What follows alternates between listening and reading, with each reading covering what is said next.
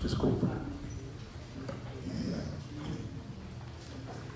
Vamos lá, gente, fechando nossos olhos, concentrando em nossos corações. Vamos respirar fundo 3 vezes, inspirando pelo nariz, segurando o quanto seja confortável e expirando pela boca entreaberta.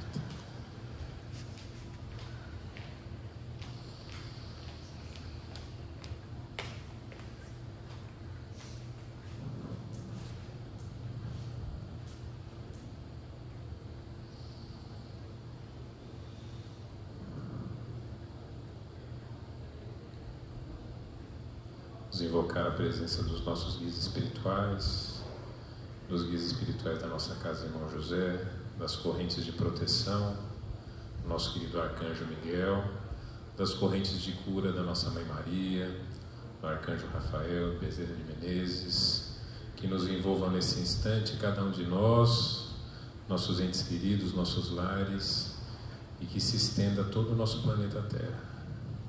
Vamos pedir também sempre a inspiração e a presença do nosso amado Mestre Jesus Cristo, que assim seja. Pai nosso, que estais nos céus, santificado seja o vosso nome, venha a nós o vosso reino, seja feita a vossa vontade, assim na terra como nos céus. O pão nosso de cada dia nos dai hoje, perdoai as nossas ofensas, assim como nós perdoamos a quem nos tem ofendido. Não nos deixeis cair em tentações, mas livrai-nos de todo mal, que assim seja. Creio em Deus Pai Todo-Poderoso, Criador do céu e da terra, e em Jesus Cristo, seu único Filho e nosso Senhor, que foi concebido pelo poder do Espírito Santo, nasceu da Virgem Maria, padeceu sob Pôncio Pilatos, foi crucificado, morto e sepultado, desceu à mansão dos mortos, ressuscitou ao 3º dia, subiu aos céus, está sentado à direita de Deus Pai Todo-Poderoso, de onde há de vir julgar os vivos e os mortos.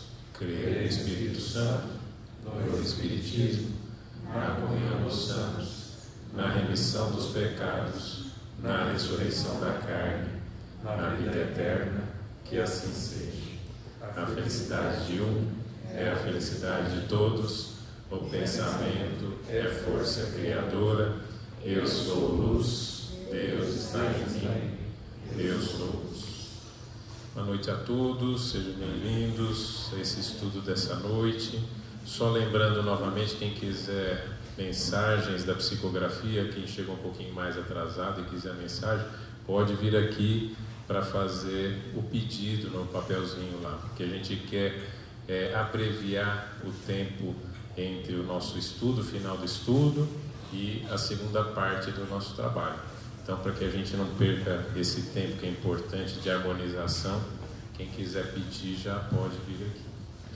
Bom, gente, esse livro que a gente está lendo, O Céu e o Inferno, ele é um livro, assim, para mim, muito surpreendente, né? Não sei quem está lendo o livro também acompanhando, eu não tinha lido ainda, é a primeira vez que eu leio, e tenho me surpreendido com os assuntos, principalmente nessa segunda parte aqui. Quem não leu, eu sugiro que leiam, porque vale a pena, é muito interessante. E essa parte agora é gostosa demais, né? É porque é uma entrevista com os espíritos que já passaram para o outro lado, e são várias categorias de espíritos. Os primeiros que nós vamos falar hoje aqui são os espíritos felizes, depois os mais ou menos, depois os não tão felizes e assim por diante, né? Vocês vão ver lá no transcorrer do livro, são várias pessoas que desencarnaram, que passaram para o outro lado e que dão o seu relato. Então, que valor que a gente vê nos relatos das pessoas que eram conhecidas e que passaram para o outro lado e podem dar para a gente uma visão do que está acontecendo lá, né? Digamos que o que acontece nessa parte do livro? Pessoas que participavam da reunião da Sociedade Espírita com Allan Kardec, né, que foi iniciada ali, pessoas conhecidas como se fôssemos nós, deixávamos escrito: olha, quando eu passar para o outro lado, vocês me evoquem, me chamem, que eu quero dar meu relato quando eu chegar lá, né? Mesma coisa que eu e o Armando falar assim: ó, quando eu chegar e eu e o Armando chegar do outro lado, vocês chamem a gente aqui. Não tem pressa. Que nós vamos dar nosso relato. Vocês vão perceber que é verdade, porque primeiro nos conhecem bem, né? Então conhecem nossa personalidade, sabem como nós somos.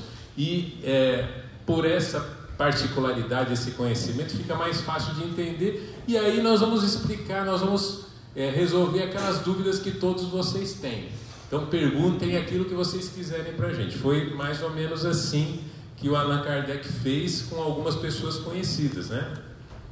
Esse primeiro aqui eu coloquei só três, porque eram muitos. Então, para ler todos e a gente poder discutir, ficava um pouco mais complicado. Então, os 3 primeiros aí, espíritos felizes. Então, olha só, o que a gente estava estudando antes? A gente estava estudando como era a morte, né? No capítulo anterior que a gente estudou desse livro, como seria a passagem, como se dá a passagem, né? Porque a gente fala na morte, é um assunto que é tabu, a gente tem receio da morte, quer pelo sofrimento que a gente vai enfrentar, quer por mesmo sabendo, sendo espírita e conhecendo o que tem do outro lado, nós não lembramos, né?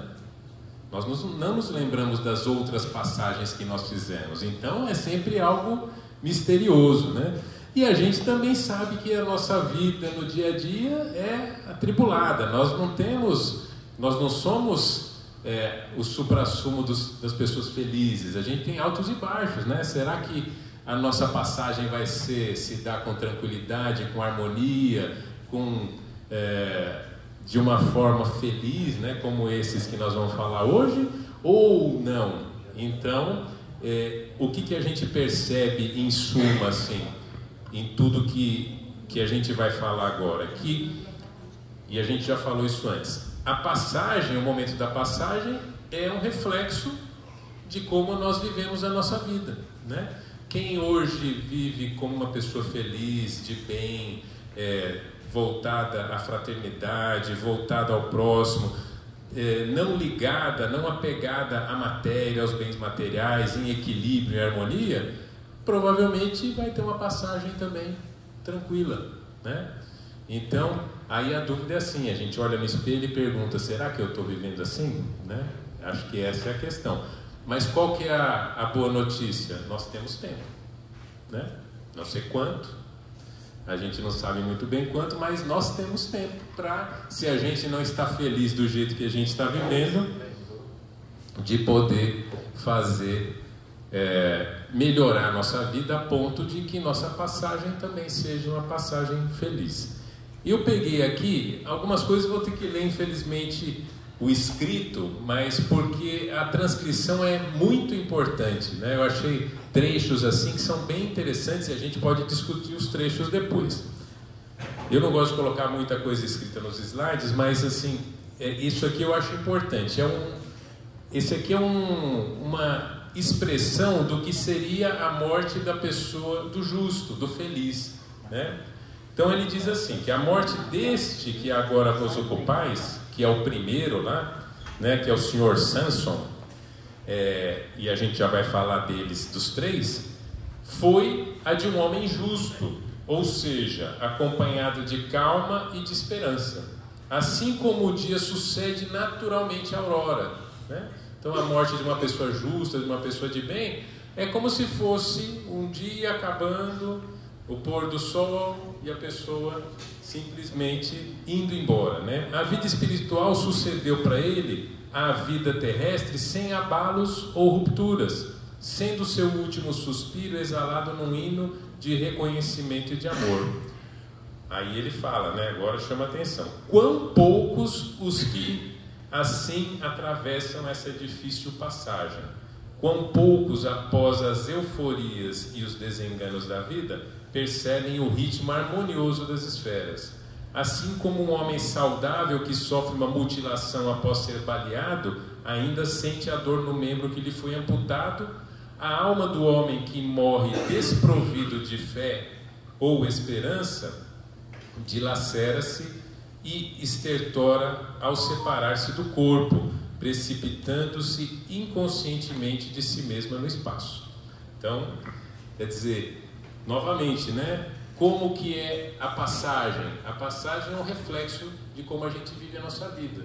Se você é uma pessoa que vive, uma pessoa de bem, que resolveu as questões emocionais mais antigas da sua vida, que é uma pessoa equilibrada, que se devota ao trabalho fraterno, com certeza essa passagem vai ser uma passagem como se fosse o pôr do sol, né? Que até com merecimento no final, né? Bom, então três espíritos serão os espíritos felizes aí que nós fizemos um pequeno resumo sobre eles. O que eu vou falar mais é o primeiro, e ele tem mais detalhes, ele descreve tudo com muito mais detalhes. Então vejam só, olha que interessante. Ele fez uma carta pedindo para ser evocado logo após a morte dele. Então ele deixou por escrito.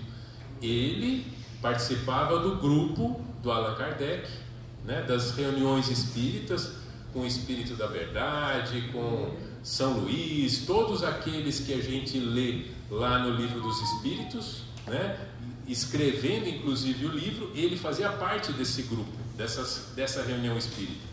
E no último ano de vida ele teve uma doença, passou o último ano sofrendo com uma doença, e escreveu uma cartinha lá. Olha, a cartinha, acho que é essa aqui. É a cartinha que ele escreve, né? Podendo dar-se o caso de ser surpreendido pela separação entre minha alma e meu corpo, ocorreu-me reiterar-vos um pedido que vos fiz há cerca de um ano, qual o de evocar o meu espírito o mais breve possível. Então aqui, assim, é uma pergunta que a gente se faz, né? Quanto tempo a gente pode pedir uma carta para um ente querido depois que ele faz a passagem? E a gente falou, depende muito do grau de adiantamento, de entendimento do espírito, mas em média 6 meses a 1 ano, mas pode variar bastante. Aqui ele pediu para chamar ele no dia que ele fez a passagem.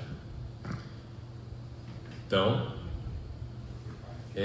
aí ele, é outra coisa que eu achei interessante, por isso que eu coloquei aqui. Ele já está preocupado com a próxima encarnação dele. Ele fala assim: que tenham a bondade de suplicar ao Todo-Poderoso que permita aos bons espíritos assistirem com seus bondosos conselhos, em particular São Luís, que São Luís participa em muitas mensagens, né, que a gente lê, muitas explicações no Livro dos Espíritos. Nosso presidente espiritual, São Luís é o presidente espiritual do grupo, né, é o taqueiro lá do grupo, guiando-me na escolha e na época de uma reencarnação, assunto que desde já me preocupa muito. Então, o que aconteceu com ele? Ele morreu dia 21 de abril de 1862. Eu demorei para entender isso, mas o que eu entendo é que eles não faziam sepultamento no mesmo dia. Eles esperavam 2 a 3 dias. O sepultamento dele foi feito no dia 23 de abril de 1862.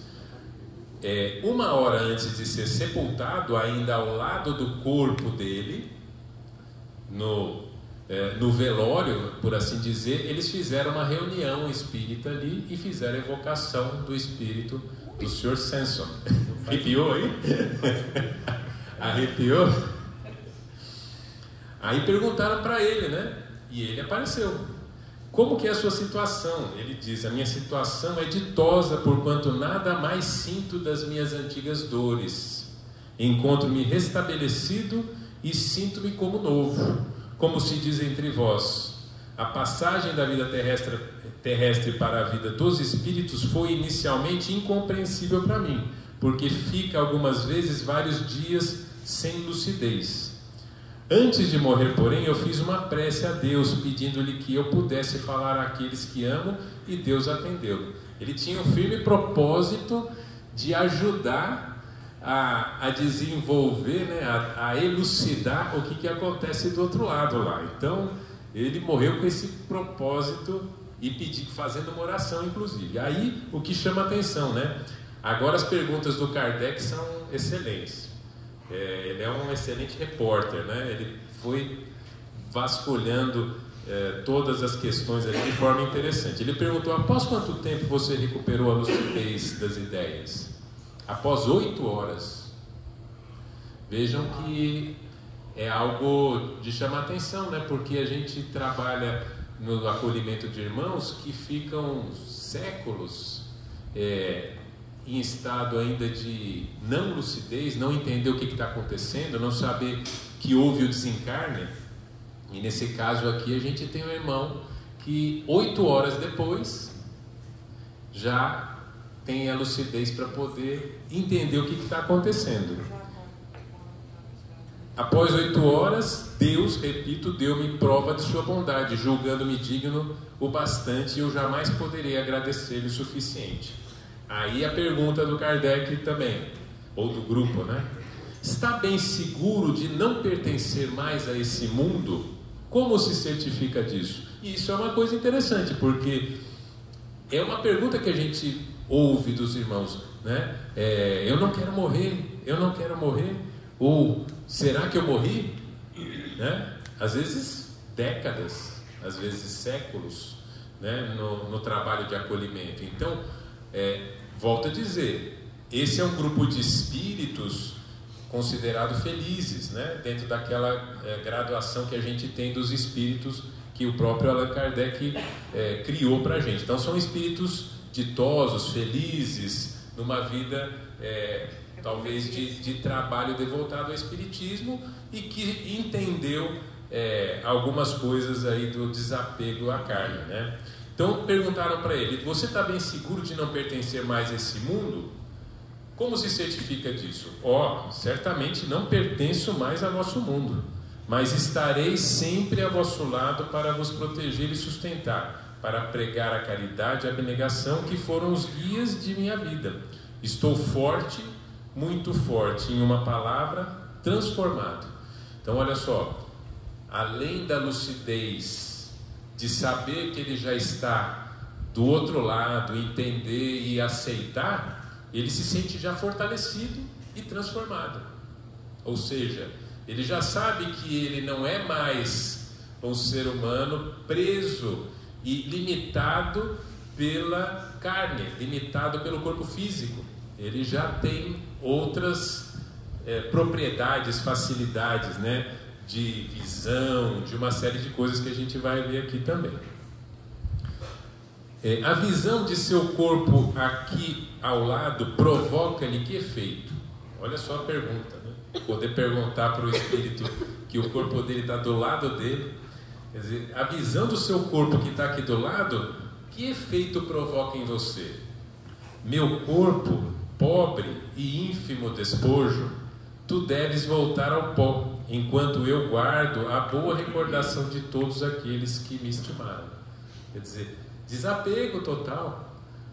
Ao passo, novamente, volto a fazer a comparação, de irmãos mais ligados à matéria, que se sentem ainda presos ao corpo e ficam tristes em ver o corpo ali, né? O corpo já não tendo mais ação, já não tendo mais vida, né? E querem voltar ao corpo. Aqui a tranquilidade é outra, né?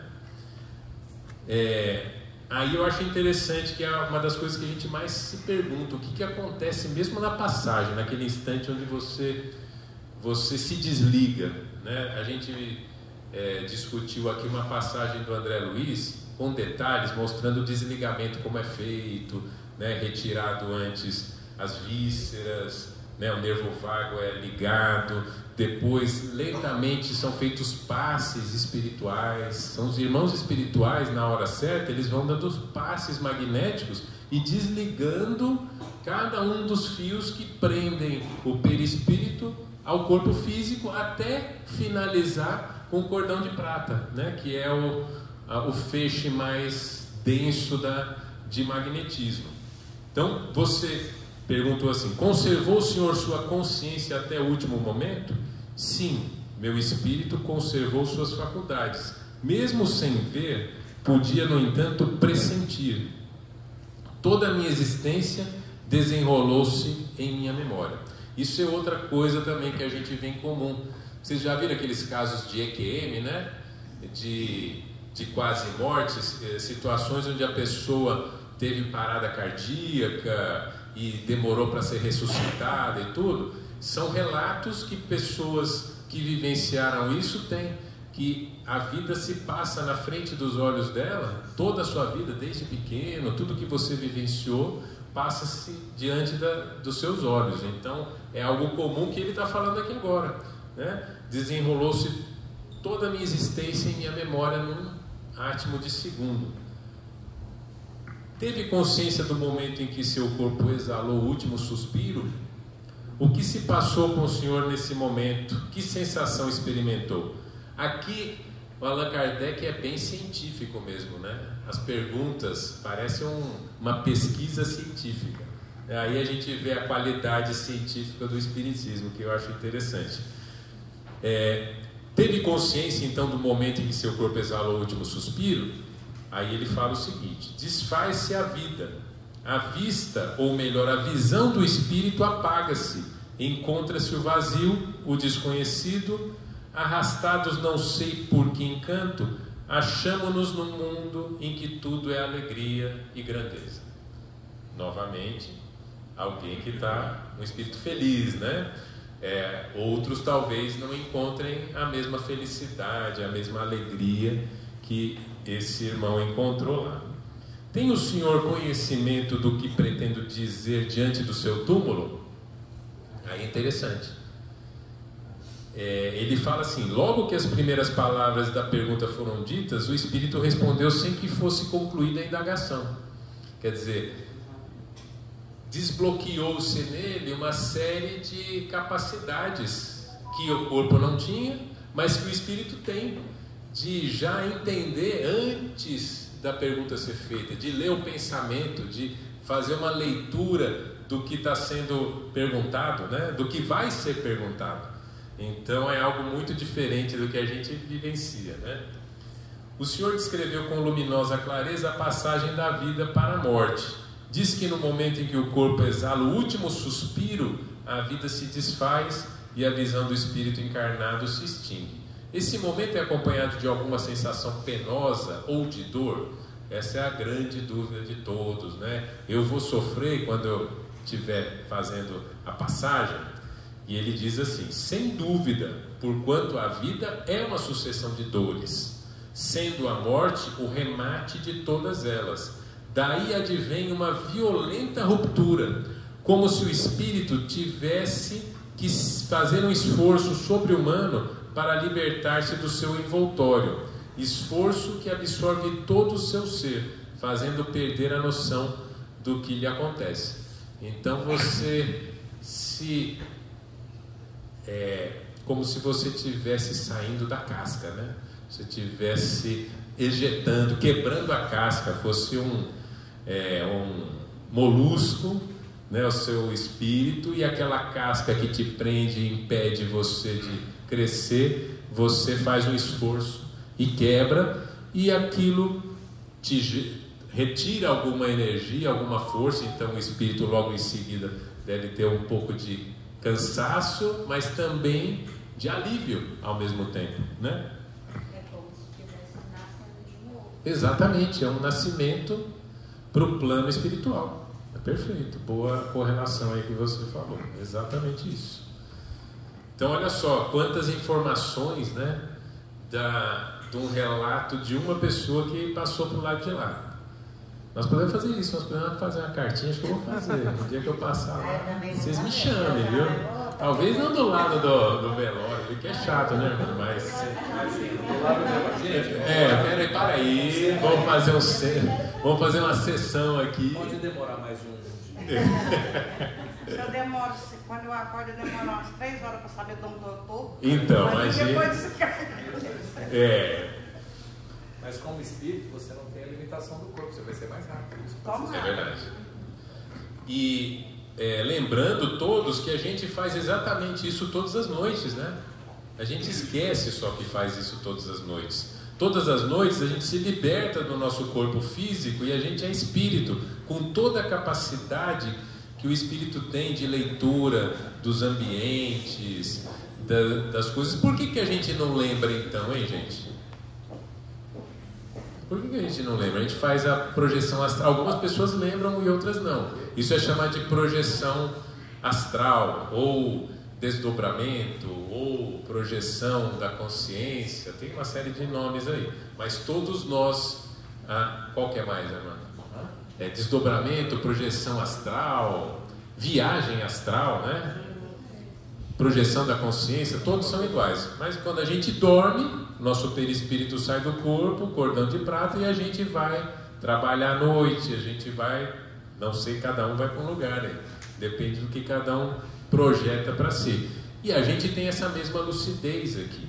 Então, se a gente tivesse a consciência das nossas projeções astrais, a gente teria essa mesma sensação. O espírito, quando está livre do corpo, ele tem todas as capacidades de entendimento, né? E também amplia-se todos os sentimentos. Então, é bom quando os sentimentos são bons, mas quando a gente está envolvido em sentimentos que não são bons, quando a gente está lá do outro lado, isso se multiplica.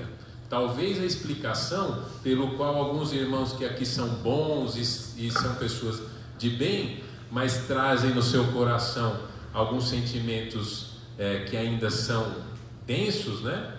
São de baixa vibração, quando chegam do outro lado, isso às vezes toma conta, né? E a pessoa não consegue se livrar disso.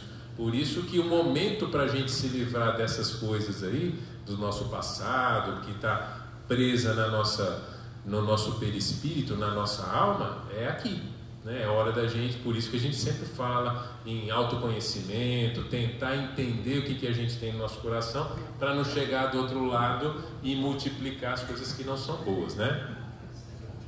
Pode falar. Isso. Então eu quero dar um macete para vocês que vai valer para o dia a dia e para o dia do desencarne. O costume do espírito, já conversei sobre isso com o Taqueiro uma vez, eu quero dividir isso com vocês. Todo dia que vocês vão dormir, gente, oração, porque seu corpo sai e você tem que ir com a frequência do que você viveu por último. Então a oração é muito importante. Não discute com a patroa ou o patrão e vai deitar na cama, não. Você vai acordar com todas as companhias que uma vibração baixa se te permitem. Então vai fazer o seu repouso, oração. E oração sempre antes de dormir. E um macete muito importante: se você tem o costume da oração sempre ao dormir, eu não sei se vocês sabem, nós vamos desencarnar um dia. Vocês sabem disso, né? Então, que não seja hoje, mas que seja algum dia vai ser. Então, ao desencarnar, se você tem o hábito da oração diária, em algum momento, quando você estiver no local que você estiver, vai pipocar em você aquele seu hábito diário. E aonde você orar, você vai fazer luz ao seu redor. Então, quando a gente vê o André Luiz, que não tinha hábito da oração, ficou 8 anos no umbral, se ele tivesse, às vezes, o hábito da oração ao dormir, ele não ficaria 8 anos. Eu estou falando do exemplo do André Luiz, porque tem um livro de Nosso Lar, mas tem outros tantos aí que trazem para nós, tá bom? Então, o hábito da oração noturna é significativo porque no grande evento de mudança da nossa história de encarnado, que é o desencarne, nós teremos um hábito aonde estivermos. Então é importante a oração. Bom, só para dividir isso com vocês aí. Vamos lá.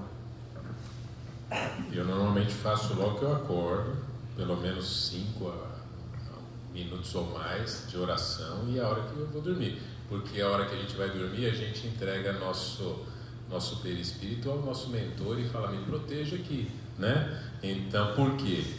Porque se a gente vai dormir com pensamentos, sentimentos que não são bons, a gente vai estar vibrando numa faixa vibratória que, quando o seu perispírito sair, ele vai exatamente para aquele lugar, né? Porque a faixa vibratória da 4ª dimensão do plano espiritual são várias, tem várias vibrações, desde a boa, lá em cima, até as vibrações mais baixas. Se você tiver dormir depois de assistir aquele filme de guerra, de briga, de morte, assistir aqueles jornais, né, que só falam de coisas ruins e tudo, e se tiver também bravo, quando você for dormir, você vai dormir naquela vibração e o seu perispírito vai para aquele lugar.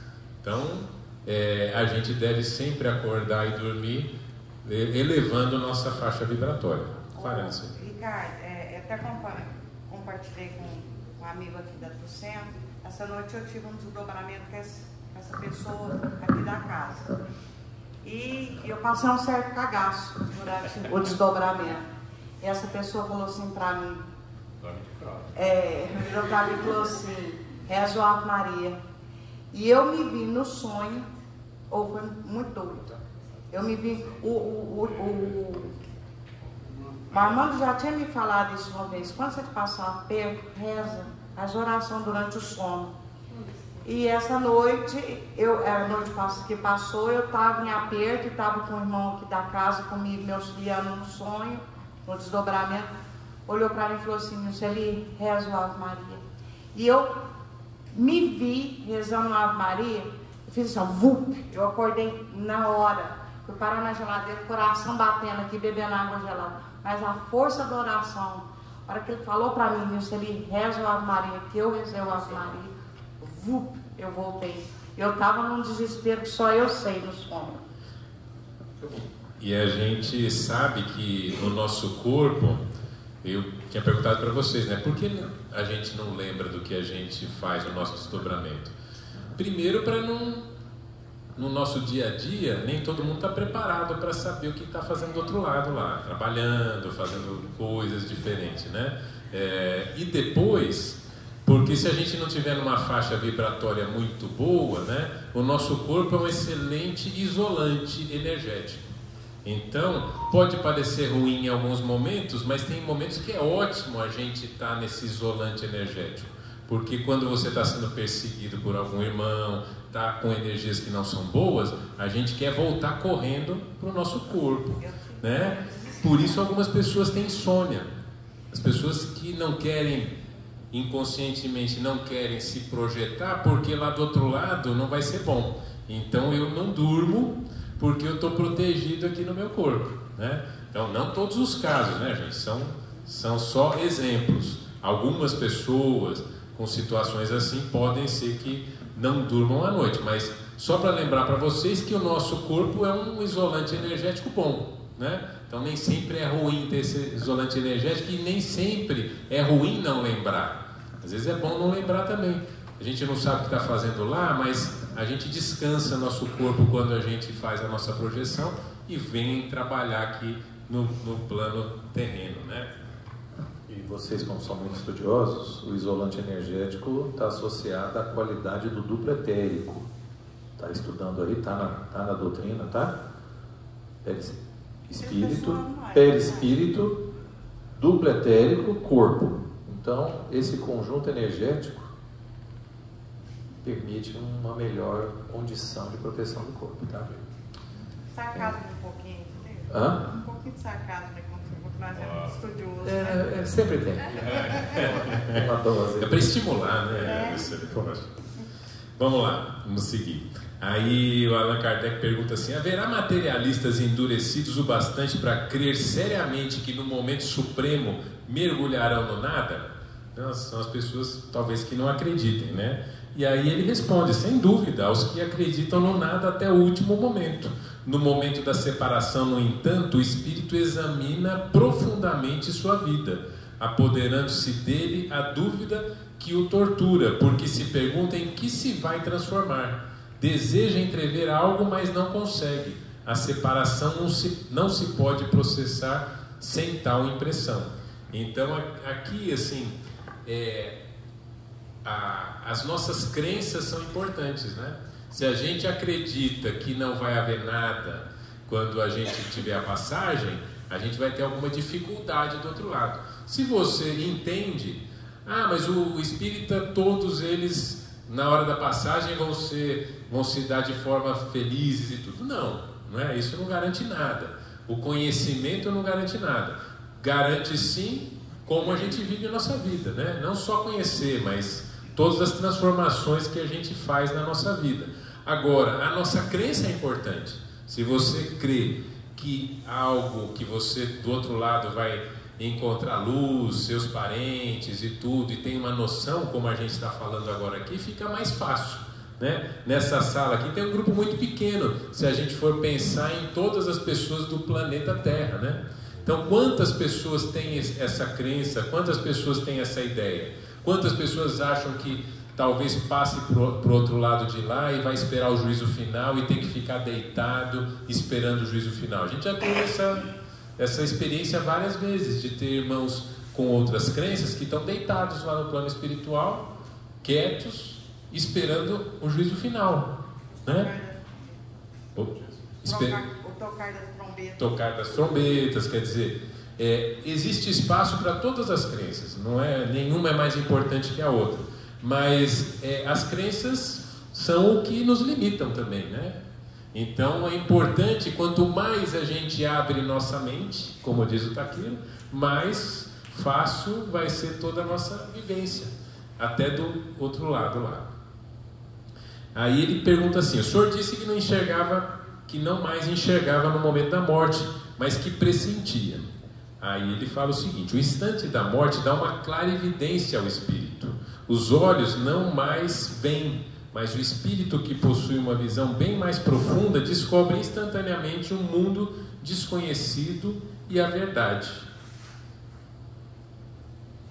Poderia dizer-nos o que impressionou e o que viu no instante em que seus olhos se abriram para a luz? Aí eu fiquei curioso, que essa é uma pergunta boa, né? Poderia também descrever-nos, se possível, o aspecto das coisas com que se deparou? Vi-me rodeado de numerosos e fiéis amigos. Isso a gente ouve também em vários relatos aí, né? Todos os espíritos protetores que nos vêm assistir estavam ao meu redor, sorrindo. Uma alegria sem par os animava, e eu mesmo, forte e bem disposto, podia sem esforço transportar-me através do espaço. O que vi não tem nome na linguagem humana. Oi? Bacana, né? É excelente esse relato aqui. Sob que forma os espíritos se lhe apresentam? É sob a forma humana? Também a gente entende isso bem hoje, né? Mas era uma pergunta importante. Sim, meu caro amigo, na Terra os espíritos nos ensinaram que conservam no outro mundo a forma transitória que haviam manifestado em vosso mundo, o que é a verdade, que agora ele pode falar, né? Ele está vendo, ele está vivenciando. No entanto, que diferença entre a máquina imperfeita a arrastar-se penosamente com seu cortejo de provas e a fluidez maravilhosa do corpo dos espíritos. Olha a diferença, né? Que é aquele corpo se arrastando, se rastejando, e o espírito tão sublime.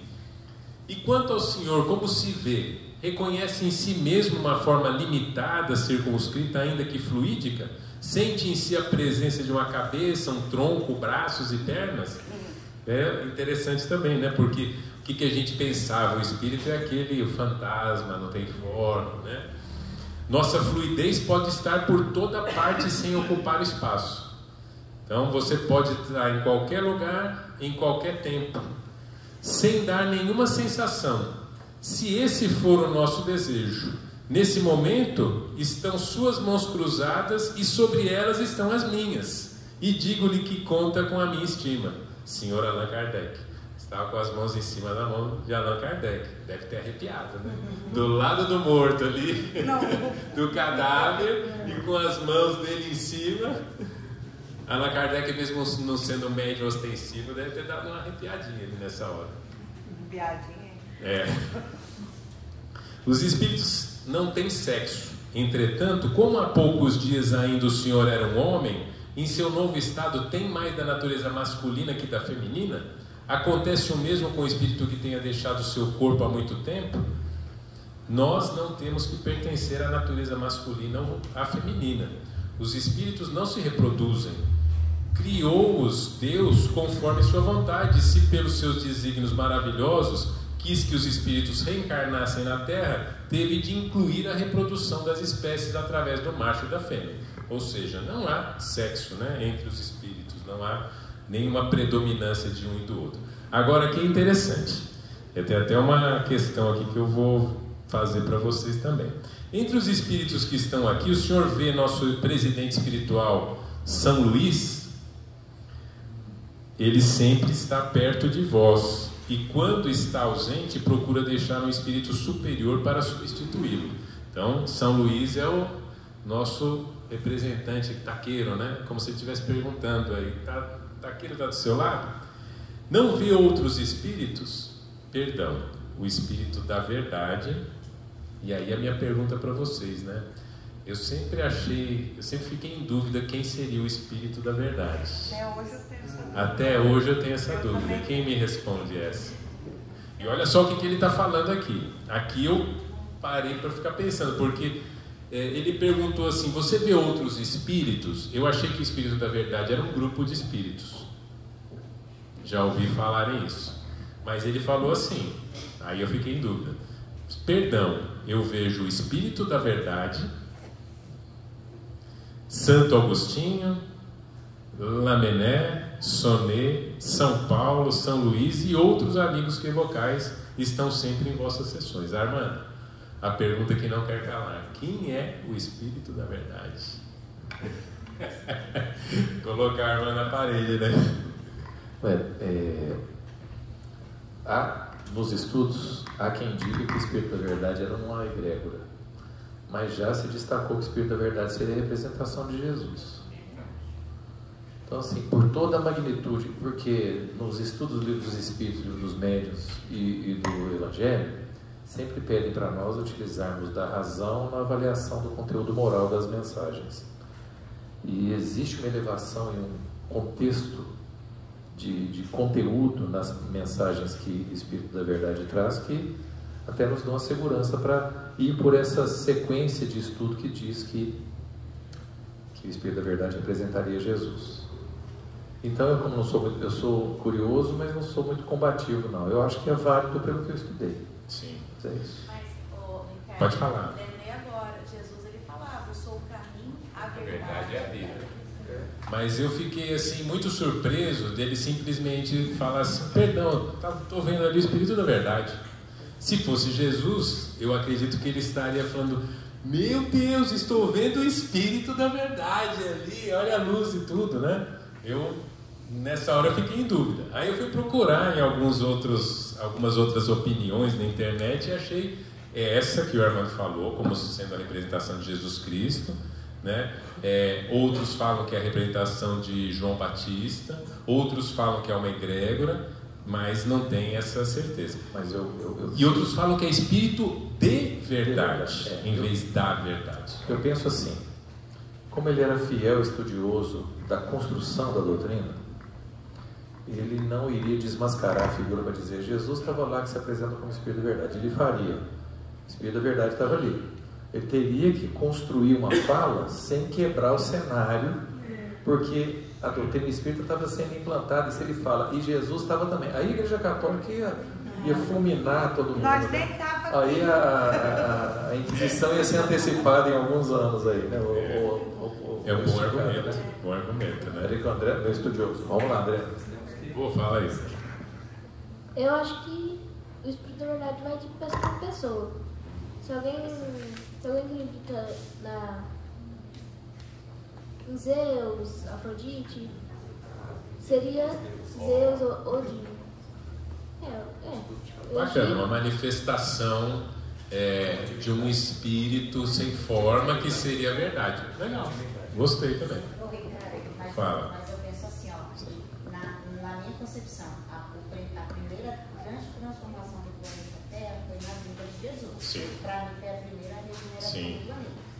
E daí veio o Espiritismo trazendo a planeta bem passar por uma outra Consolador prometido. Exatamente. Então, nas obras básicas, se refere muito ao Espírito de verdade. Então, para mim, eles estavam se referindo também a Jesus.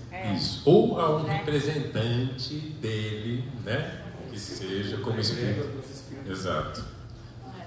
De qualquer forma, temos aí a questão, a dúvida a todos, né? Só para finalizar, não vou atrapalhar mais, mas é só 5 minutos. Eu quero enfatizar com vocês que determinadas questões que são o batom da discussão, elas não podem abafar a questão de fundo. Então tem muita gente que discute se Jesus teve filho, se Jesus isso, se Jesus aquilo, se o corpo acaba sendo secundário no cenário macro que é o estudo, né? Do que a doutrina traz como sendo a enfatização dele para implantar a lei do amor na Terra. Então, às vezes eu vejo alguns grupos que se debatem lá, Jesus teve filho, não teve, o filme Leonardo da Vinci não. Código da Vinci. Código da Vinci, não é. Então assim, só... Tá certo. Isso é bom. Foi só uma questão aqui, porque a gente lê tanto o Espírito da Verdade no Livro dos Espíritos, né, que a gente sempre quer saber. Eu vou finalizar, nós temos poucos minutos e a gente tem que acabar certinho o horário aqui para não atrapalhar a segunda parte. Então eu passei direto lá para uma mensagem que eu achei maravilhosa do terceiro Espírito lá, que diz o seguinte, olha que bacana, gente. Vós que me fizestes sofrer sobre a terra, que fostes duros e maldosos comigo, que me humilhastes e enchestes de amargura, vós, cuja má fé muitas vezes submeteu-me às mais difíceis provações, não somente vos perdoo, mas vos agradeço. Ao querer fazer-me o mal, não suspeitasseis que me fareis tanto bem. Essa para mim fecha com chave de ouro. Eu fiz uma conclusão final, nós temos 4 minutinhos, eu acho que dá para a gente ler. O que eu peguei de comum em todos aí para a gente tentar entender? O que eu vi em comum nos 3? A lucidez recobrada imediatamente ou em pouco tempo. A impressão de estar abandonando algo pesado que era o corpo. Todos eles tiveram essa mesma impressão. E ficaram felizes, né, por abandonar o corpo. Encontro com entes queridos e irmãos de luz, acolhimento, libertação dos sentidos físicos e, portanto, as capacidades que a gente chama de paranormais foram desbloqueadas. O espírito puro, né, se sente totalmente entendendo todas as coisas. Outra, conhecimento das vidas anteriores, parcialmente pelo menos, um deles aí fala como eram as vidas anteriores. A resignação e entendimento sobre sua vida, como foi a sua vida. Nenhum apego ao corpo físico e sua vida terrena, sensação de que foram rápidas e gratidão pela experiência. E eu, pessoalmente, não percebi arrependimento nos relatos. Pelo menos dos 3, não havia nenhum arrependimento, que a gente está acostumado a ouvir essa história. Nossa, perdi minha vida, podia ter aproveitado melhor, podia ter sido uma pessoa melhor e não fui. E nenhum dos 3 relatos eu vi ninguém falando isso. Eles eram felizes, agradeceram, saíram desse momento terreno de uma forma por cima, né? E parece, no finalzinho aqui, uma coisa que o Armando falou, parece que existe entre eles uma regra para que tudo que pode ser falado ou não. Todas as comunicações espíritas passam por uma regra. Então, em alguns momentos eles falam assim, isso eu não posso falar para vocês ainda, porque vocês não estão preparados para ouvir. Ou seja, todos que fazem as comunicações, quer seja pela psicografia, quer seja por qualquer forma, eles respeitam uma regra. Tá? Todo mundo que vai dar uma comunicação espírita respeita uma regra. Existe um grupo que fala, olha, você pode se comunicar, mas isso você não pode falar. Por enquanto não é o momento ainda de falar essas coisas. Tá bom? Acho que é esse o finalzinho. Só me permite. 1 minuto, menos que isso, eu tenho que passar uma coisa para vocês. Falamos aqui dos espíritos felizes. E pode ser que nós achemos que nós não somos merecedores de viver tudo o que eles disseram. Porque dentro daquele conceito que minha avó me ensinava, como nós sabemos que nós não somos boa bisca, não, pode ser que a gente ache que não vai ter a mesma recepção no plano espiritual. Existe um cenário, nós estudamos isso há 2 semanas, onde todos os que desencarnam têm uma assessoria de preparação do espírito para o despertar. Então, não quer dizer que se eu não sou espírito feliz, estou fadado a sofrer e ser sapecado no ato da mudança da matéria para o espírito. Não. Todos nós seremos secundados de muito amor. Ninguém vai ser execrado aí e fadado a sofrer, tá bom? Estamos apenas estudando, como também estudamos que quem não é feliz será de maneira feliz acolhido e orientado e ajudado. Ninguém é bezerro solto no pasto, não. Tá certo? Então, mas tenho certeza que a partir de todos esses relatos, isso amplia a nossa mente em relação a esse momento da passagem, tudo isso fortalece e ajuda a cada um de nós, né? Então acho que é importante, isso prova que o estudo é importante. Vamos fechar nossos olhos, nos concentrando em nossos corações, agradecer a oportunidade do estudo dessa noite, do aprendizado, agradecer aos nossos guias espirituais, mentores da nossa casa, irmão José, a nossa amada Mãe Maria, nosso amado Mestre Jesus Cristo, que assim seja.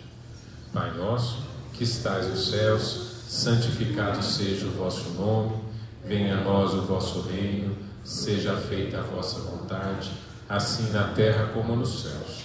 O pão nosso de cada dia nos dai hoje, perdoai as nossas ofensas, assim como nós perdoamos a quem nos tem ofendido. Não nos deixeis cair em tentações, mas livrai-nos de todo mal, que assim seja. Creio em Deus Pai Todo-Poderoso, Criador do céu e da terra, e em Jesus Cristo, seu único Filho e nosso Senhor, que foi concebido pelo poder do Espírito Santo, nasceu da Virgem Maria, padeceu sob Pôncio Pilatos, foi crucificado, morto e sepultado, desceu à mansão dos mortos, ressuscitou ao terceiro dia, subiu aos céus, e está sentado à direita de Deus Pai Todo-Poderoso, de onde há de vir julgar os vivos e os mortos. Creio no Espírito Santo, no Espiritismo, na comunhão dos santos, na remissão dos pecados, na ressurreição da carne, na vida eterna, que assim seja. A felicidade de um é a felicidade de todos, o pensamento é força criadora, eu sou luz, Deus está em mim, eu sou luz.